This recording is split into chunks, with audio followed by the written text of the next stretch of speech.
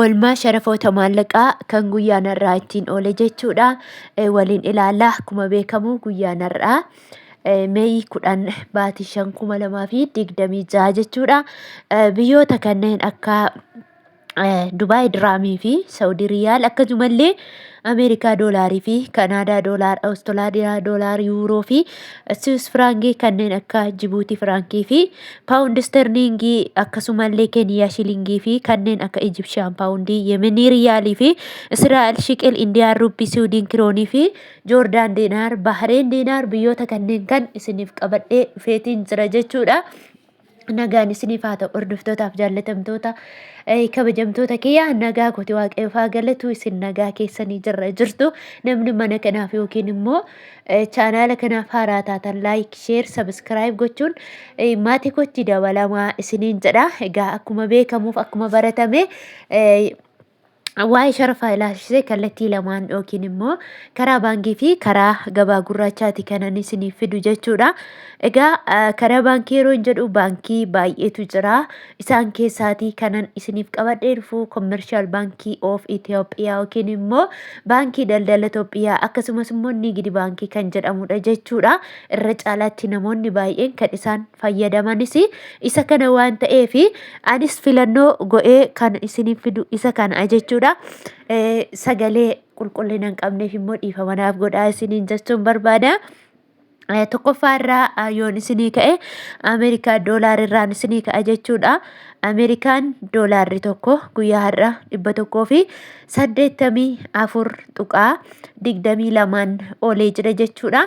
Akkasuma karaa baankiidhaan immoo Ameerikaan doolaarri tokko 153.61 oolee jira.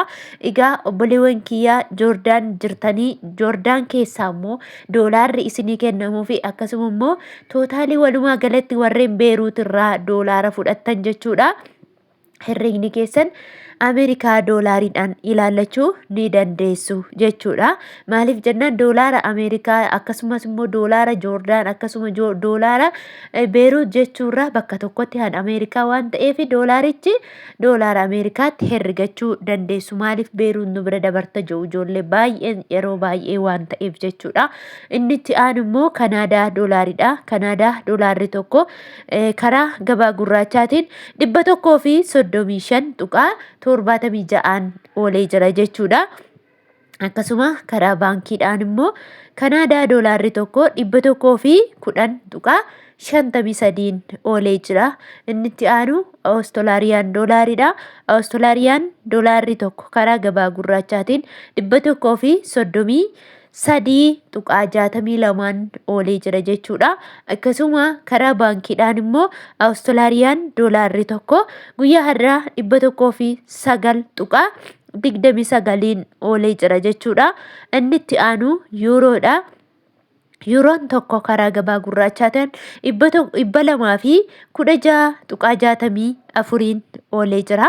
Karaa baankiidhaan immoo yuuroon tokko 180.82 oolee jira.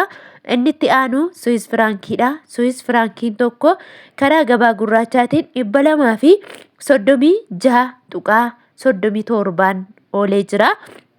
Karaa baankiidhaan immoo Swiss Firaankiin tokko 193.97 oolee jira. Inni itti aanu Paawundi Sterlingiidha. Paawundi Sterlingiin tokko karaa gabaa gurraachaatiin guyyaa har'aa 251.62 oolee jira. Akkasuma karaa baankiidhaan immoo Paawundi Sterlingiin tokko 205.32 oolee jira.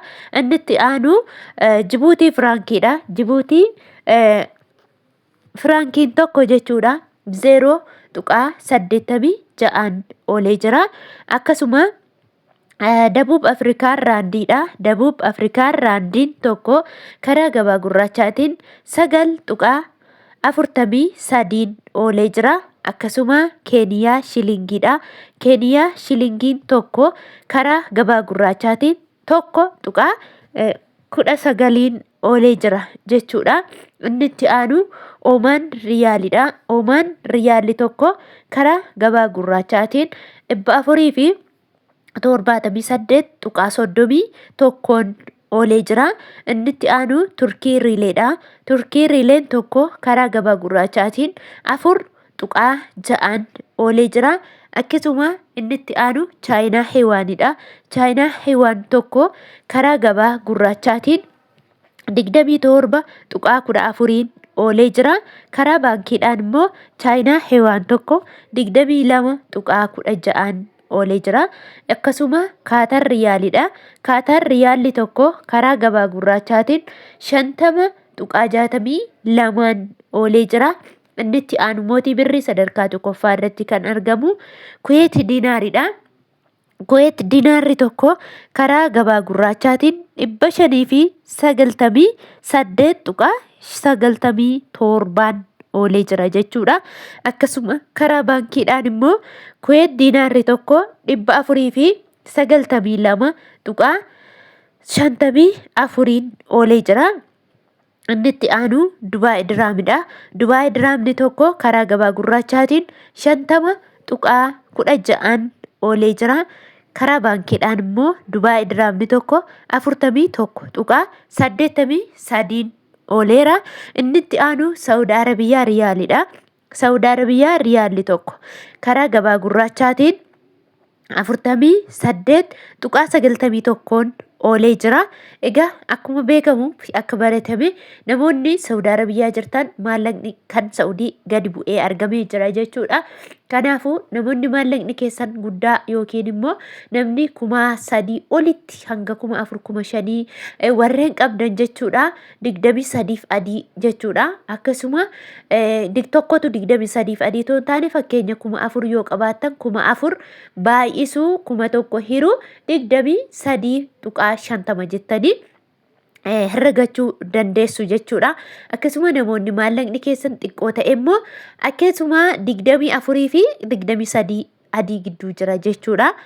Dabalataan immoo mashwaara yookiin immoo namni kamillee taaskii kan kaffalu jechuudha. Riyaala 50 dirqama ni kaffalta birrii baay'ees yoo ta'e birrii xiqqoollee yoo ta'e jechuudha. Akkasuma immoo karaa baankiidhaan immoo Saawud Arabiyaa riyaalli tokko 40.91 oolee jira. Inni itti aanu Yemen riyaalidha. Yemen riyaalli tokko karaa gabaa gurraachaatiin 0.77 oolee jira. Ijipshiyaan paawundiin tokko karaa gabaa gurraachaatiin 3.48 oolee jira. Israa'el shiqil tokko karaa gabaa gurraachaatiin 63.56 oolee jira. Inni itti aanu Indiyaan ruppiin tokko karaa gabaa gurraachaatiin 1.94 oolee jira. Suudiin kiroon tokko karaa gabaa gurraachaatiin 19.99 oolee jira. Karaa baankiidhaan immoo Suudiin kiroon tokko 16.38 oolee jira. Inni itti aanu Joordaan diinaaridha. Joordaan diinaarri tokko karaa gabaa gurraachaatiin 259.96 oolee jira. Akkasuma Bahareen diinaaridha. Bahareen diinaarri tokko karaa gabaa gurraachaatiin 488.71 oolee jira jechuudha. Hordoftootaaf jaallatamtoota kabajamtoota maamiloota kiyyaa viidiyoon qabadhee isiniif dhiyaadhe kana fakkaata jechuudha. Namoonni viidiyoon koo isinitti tolee fi akkasuma viidiyoo koo jaallattan immoo laayikii gochuun dagatina turtii gaarii.